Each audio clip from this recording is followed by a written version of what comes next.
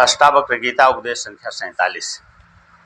जो मैं स्वभाव से रहित हूँ उस मुझ में कर्तृत्व कर्म कहाँ है और भोक्ता कर्म कहाँ है, अर्थात कर्तापन और भोक्तापन दोनों में नहीं है। क्योंकि क्रिया से रहित मुझे आत्मानंद में कर्तृत्व और भोक्तृत्व दोनों नहीं बनते हैं, इसलिए वृत्त रूप ज्ञान भी मुझ में नहीं है। क्योंकि चित्त के स्फुरण से वृत्त रूप ज्ञान उत्पन्न होता है, वह चित्त का स्फुरण भी मुझ में नहीं है।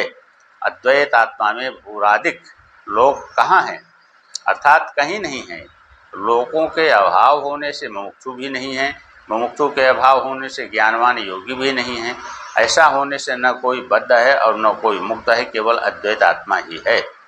सृष्टि प्रलय साध्य साधना कहाँ, साधक और सिद्धि कहाँ, अर्थात इनमें से कोई भी मुझ अद्वैत रूप आत्मा में नहीं है। सर्वदा जो उपाधि रूपी मल से रहित है, अर्थात जिसमें उपाधि शरीरादि वास्तव में नहीं है, उसमें प्रमातापना, प्रमाणपना और प्रमेयपना कहाँ हो सकता है। अर्थात प्रमाता, प्रमाण और प्रमेय ये तीनों अज्ञान के कार्य हैं।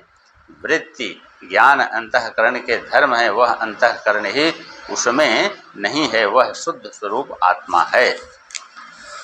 शिष्य कहता है कि हे गुरु, सर्वदा क्रिया से रहित जो मेरा स्वरूप है उसमें एकाग्रता कहाँ। हर्ष और विषाद दोनों अंतःकरण के धर्म है, वह अंतःकरण क्रिया वाला है, आत्मा क्रिया रहित उसमें हर्ष और विषाद कहाँ है।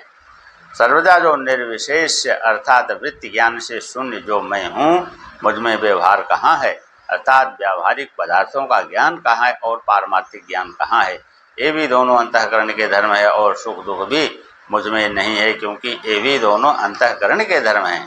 हे गुरु, सर्वदा विमल उपाधि से शून्य जो मैं हूँ उस मुझ कहाँ है और माया के अभाव होने से माया का कार्य जगत मुझ में कहाँ है। प्रीति विरति जीव तथा ब्रह्म भाव भी मुझ में नहीं है।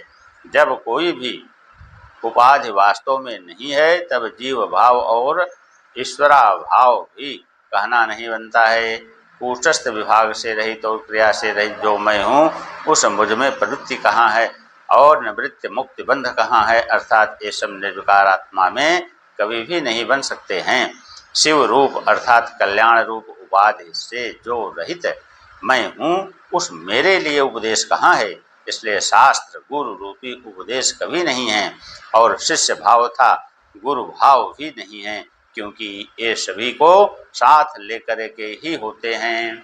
मुझ में अस्ति अर्थात है और नास्ति अर्थात नहीं है, यह भी स्फुरण नहीं होता है। क्योंकि असत्य की अपेक्षा से अस्ति व्यवहार होता है और सत्य की अपेक्षा से नास्ति व्यवहार होता है। वह मुझ में व्यवहार के अभाव से दोनों नहीं है, न एकपना है न द्वैतपना है। बहुत कथन से क्या प्रयोजन है, चैतन्य तत्व रूप में कुछ भी नहीं बनता है।